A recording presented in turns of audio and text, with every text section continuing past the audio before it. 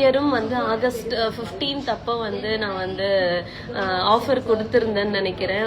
Okay, so இந்த வருஷம் கொடுக்கலாமா வேணாமாங்கிறதையே பற்றியே நான் யோசிக்கல. பட் நிறைய ஸ்டூடெண்ட்ஸ் வந்து நிறைய பேர் வந்து கஷ்டப்படுறவங்க அண்ட் லாங் டிஸ்டன்ஸில் இருக்கவங்க எல்லாருமே வந்து அக்கா ப்ளீஸ் எங்களால் வந்து அவ்வளோ அஃபோர்ட் பண்ண முடியாது, நீங்கள் ஏதாவது ஆஃபர் கொடுக்கலாம்ல. ஸோ அந்த மாதிரி வந்து கேட்டுட்டு இருந்தாங்க.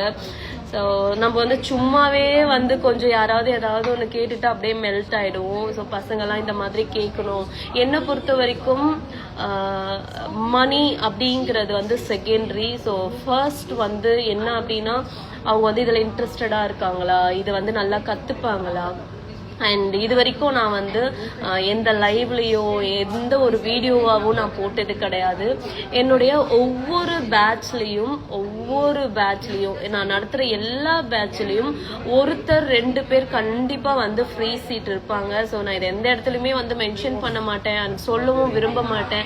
அண்ட் இந்த பர்சன் தான் வந்து என்கிட்ட ஃப்ரீயாக படிக்கிறாங்க, இவங்களுக்கு தான் நான் ஃப்ரீ சீட் கொடுத்துருக்கேன் அப்படிங்கிறது எந்த இடத்துலையும் நான் யாரையும் காமிச்சதும் கிடையாது.